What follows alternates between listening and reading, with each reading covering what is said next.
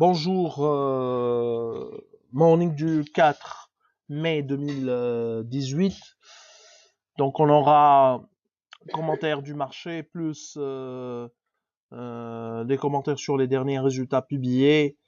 Donc on va commencer avec Bassem pour le commentaire de la séance de ce jeudi. Merci, Grace. Bonjour tout le monde. Alors, les dernières séances avant le mois de Ramadan et donc devant des séances écourtées. 0,14 hier pour le Tune Index. On est à 13,47% year to date.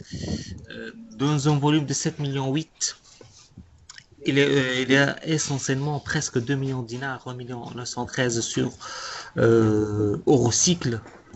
Le titre, quand même, il a repris 3,09% hier, 28,350. Il y a également une dynamique sur l'ABT, 706 000 dinars.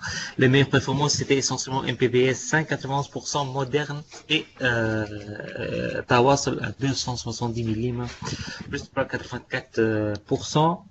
Par contre, les baisses, il y a Sifat, il y a Cartas Seman, 2 dinars 0,8, moins 3, 25%. On attend toujours les résultats de ce fameux appel d'offres. La Sotrapil également a reculé de 2,93% à 14 dinars 550. Et il y a, on note également UADH qui repasse plutôt sous la barre de 2 dinars, 1 dinar 92 bien sûr après ces chiffres trimestriels. On note également l'activité des étrangers hier. Il y a quand même relativement plus d'activités. Côté vente, c'était concentré sur Céréalis, 44 853 titres. Par contre, l'achat, c'était essentiellement la SFBT, 4 200 titres. L'ABT, 25 400 titres. BNA, 9 000 titres. Soti Papier, 4 800 titres. Et Telnet Holding, 5 737 titres. Donc, en volume, c'était presque 2 millions de dinars. Donc, la séance était particulièrement animée par les étrangers hier. Je cède la parole de nouveau à Chris. Merci Bassem. Commentaire surtout en ce qui concerne Cimenterie de Bizerte, pas pour son importance au niveau de la bourse parce qu'elle a perdu tellement en termes de capitalisation boursière, qu'elle a perdu donc en termes de poids, mais c'est son exposition au secteur bancaire qui commence à nous inquiéter. En fait, elle a publié un déficit de plus de 29 millions de dinars, un résultat qui est inférieur à nos attentes plutôt. On était sur un déficit de presque 15 millions de dinars. Le déficit des cimenteries de Bizerte atteint donc euh, 29 millions de dinars. Dette nette sur EBITDA, on est à 56 fois. L'année dernière, on était à 39. Bon, c'est vrai, il y a eu l'investissement qui a été financé en grande partie par euh, la dette bancaire, mais le contexte actuel de demande locale actuelle est peu favorable pour la génération d'un cash flow suffisant pour couvrir le service de la dette. Et les contrats annoncés par SCB, contrats export, sont appréciables, hein, on apprécie ce genre de contrats, mais sont insuffisants. Les deux derniers contrats annoncés par l'export, c'est 38 000 tonnes de clinker, c'est pas plus que 3,5 millions de dinars de chiffre d'affaires, c'est rien du tout. Si on regarde la masse, c'est appréciable, mais c'est insuffisant. On est sur un cash flow opérationnel de seulement 53 000 dinars l'année dernière. 53 000 dinars. Et il n'y a pas seulement donc Cartas Cement qui suscite des inquiétudes, mais c'est l'ensemble du secteur ciment qui est devenu une source de crainte pour le secteur bancaire tunisien. Adu avait déjà annoncé ses résultats, mais les détails permettent de renforcer notre optimisme ou notre vision positive sur les derniers résultats publiés par Aduia. Ce qui est appréciable, c'est un EBITDA à 15 millions de dinars. C'est vrai, c'est insuffisant pour générer un résultat, un bottom line euh, important qui serait satisfaisant. D'ailleurs, on est sur des niveaux de valorisation qui sont élevés pour Adria.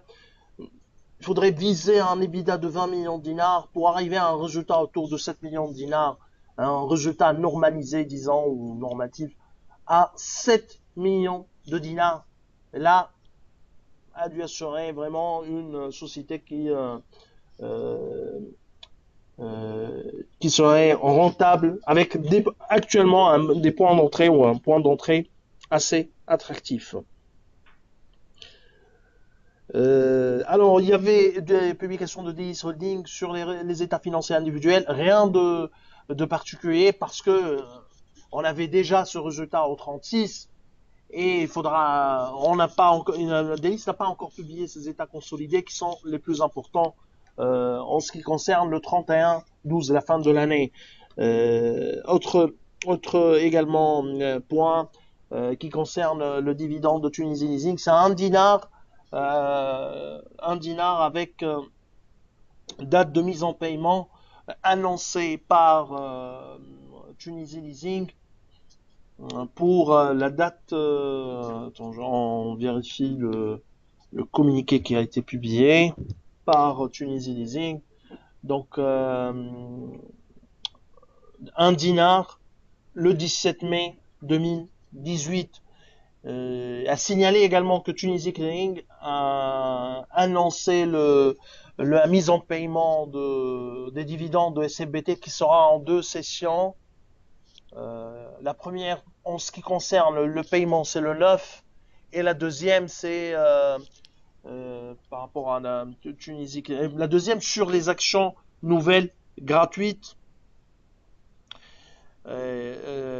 Puisqu'il y a eu l'attribution avec jouissance 2017, donc la mise en paiement concernera la deuxième session sera faite le 18 mai 2018.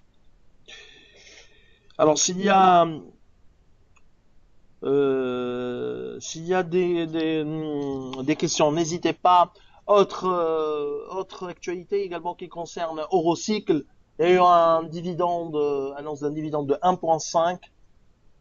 Mais ce qui est le plus important au niveau de l'Assemblée Générale d'Eurocycle, c'est que le management annonce finalement que l'incendie a eu des conséquences. Elle a pas permis à la société de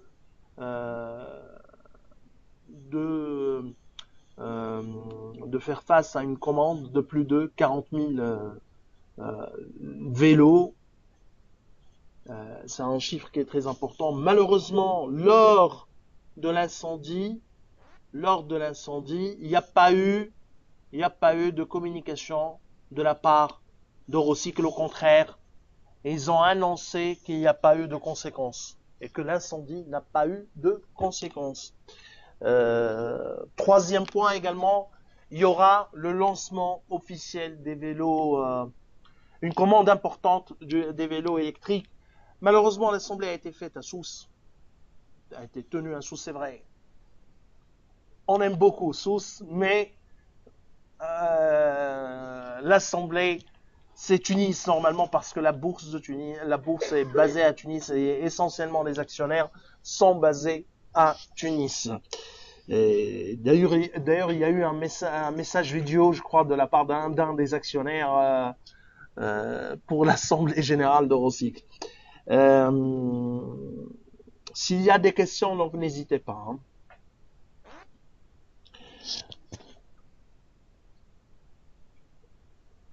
Alors sinon, on vous souhaite un bon week-end. À lundi prochain.